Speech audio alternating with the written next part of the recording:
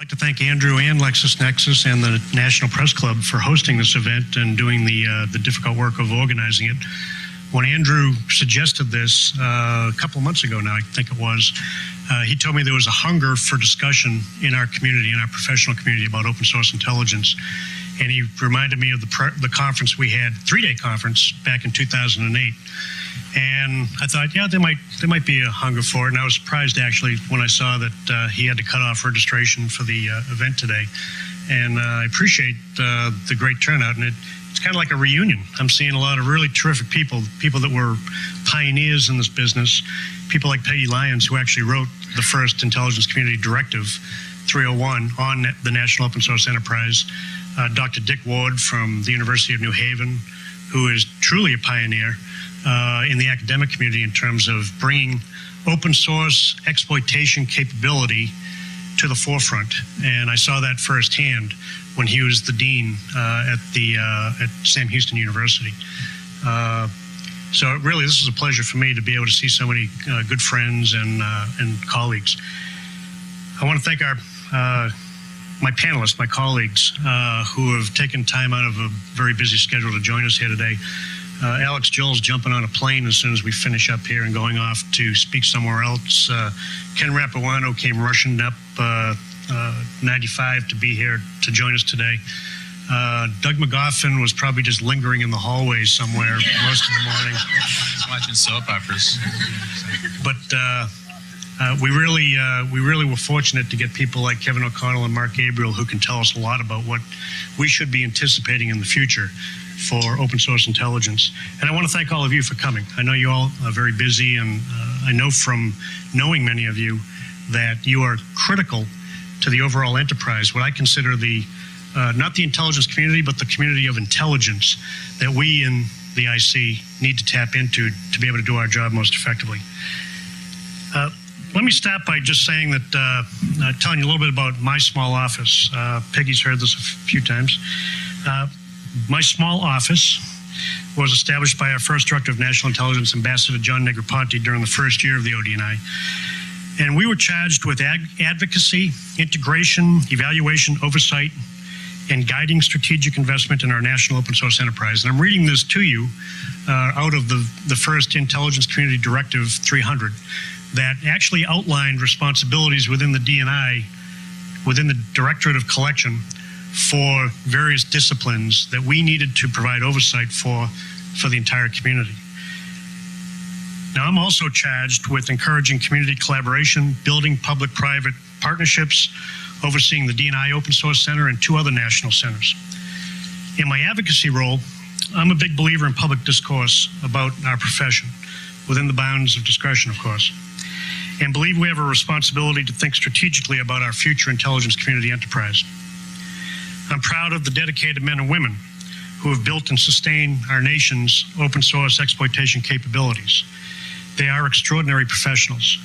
They include librarians like Janet Burke, who's sitting here in the second row, the librarian up at the National Air and Space Intelligence Center. I've watched Janet play a leading role in building our national open source enterprise for the intelligence community. Events like this one allow us to contemplate how the future open source environment might present us with new challenges and new opportunities. Opportunities to do our job better, more efficiently, and honoring our pledge to safeguard our national security and protect and defend our Constitution and our values. My job this afternoon is to provide some foundation and some context for you and the exceptional panelists that have joined us today.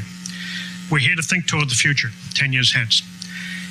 Now, I've always found that it's good if we're going to have a panel and discuss something like OSINT, that we should define right from the outset what we're talking about. So let me offer to you the official definition of OSINT, at least the official IC definition. Open source intelligence is intelligence produced from publicly available information that is collected, exploited, and disseminated in a timely manner to an appropriate audience for the purpose of addressing a specific intelligence requirement. That comes from the Intelligence Community Directive 301, entitled National Open Source Enterprise. And we didn't make it up. It was cribbed, actually, from law, the National Defense Authorization Act for FY 2006. Open sources is kind of a term that's in vogue. I would say it's in vogue today because we were trying to think of a better way to capture what we're doing today as opposed to what we've done for decades. Because really, we're not doing anything much different than we did during World War II or during the Cold War. Open source is research. It's good research. It's rigorous and disciplined research. And I could give you a lot of good examples of how our intelligence community back in the 1940s and 1950s was built on a very solid foundation of what today we call open source intelligence or open source exploitation. Back then we called it research. We went to librarians to get us the information and to help us find the answers we needed in order to perform our job. What I'd rather do is focus in on the game changer. The game changer was the internet. We are in the internet age. Today, in 2010, we're grappling with a capability that is a tremendous force for good, as we've all experienced, I'm sure. And it can be used against us. It can be used against our national security. It can be used against our families. So it's a typical double-edged sword, a tool that can be used for good or for evil. And it's a tool that we have to figure out how to exploit best. The internet has transformed the open source universe. So what's the ODNI interest in open source exploitation today and looking toward the future? Well, I'd like to talk about our imperatives. I think it's important to look back at, even just 5 years later, why we're here, or why I'm here at least, and why my panelists are engaged in this effort with us in trying to develop a federated national open source enterprise. The Intelligence Reform and Terrorism Prevention Act of 2004 in section 1052 states that it is the sense of Congress that open source intelligence is a valuable source that must be integrated into the intelligence cycle to ensure that United States policymakers are fully and completely informed. The DNI shall ensure that the intelligence community makes efficient and effective use of open source information and analysis. That charge doesn't come much more directly or more strongly, I think, than was provided by Congress and that sense of Congress. The WMD Commission reported out in 2005 in the wake of the 9/11 disaster, and they looked at open source. And one of the things that they gave and provided to us as our mandate, as our charge, and as our imperative was that we needed to do more with open source. The WMD Commission stated, increasingly intelligence community professionals need to quickly assimilate social, economic, and cultural information about a country, information often detailed in open sources. Executive Order 12333 as amended states, all reasonable and lawful means must be used to ensure that the United States will receive the best intelligence possible.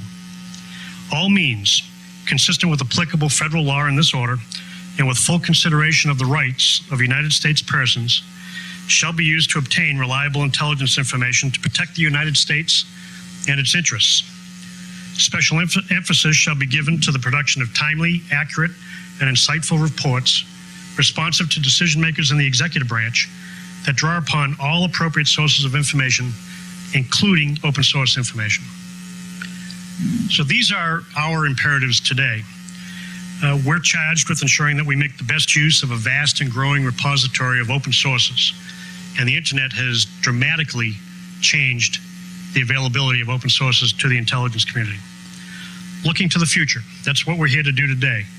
We want to try to look forward 10 years into 2020 and try to figure out, try to grapple with and deliberate on what might the open source universe look like in 10 years, and what might we as the intelligence community need to be thinking about? How might we partner with our important partners in the private sector, in academia, foreign partners? The WMD Commission actually projected ahead what they expected to see if we as an intelligence community did our job and did it well. According to the WMD Commission, it is our hope that open source will become an integral part of all intelligence activities. The WMD Commission also referred to a finding and a recommendation where they recommended that about 50 open source analysts, they called them evangelists, be dedicated to the task of going out into the intelligence community and spreading the gospel, so to speak, of open source and the power of open source. But the WMD Commission wasn't thinking in static terms. The WMD Commission said, however, we have an expectation. We expect that the need for these specialized analysts will not be permanent. Over time, the knowledge this group has about open sources is likely to be absorbed by the general population of analysts.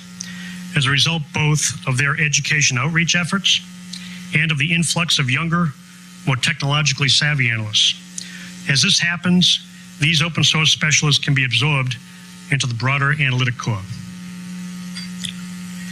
Now, it's important to understand this charge, or this expectation from the WMD Commission. For those of us in this business who are responsible for ensuring that the IC makes appropriate and best use of open sources, we have been tasked by the Weapons of Mass Destruction Commission, essentially with putting ourselves out of business. Out of the business of establishing, nurturing, governing an industrial era capability for delivering open source derived intelligence to decision makers. The WMD Commission's underlying message is that open source exploitation skills should be a core competency of every intelligence professional. If we do our job well, we should see the U.S. intelligence community in 2020 exploiting in a disciplined, ubiquitous fashion the vast, pervasive, and persistent cloud of open sources of information that the internet and other technologies are now making accessible and conceivable.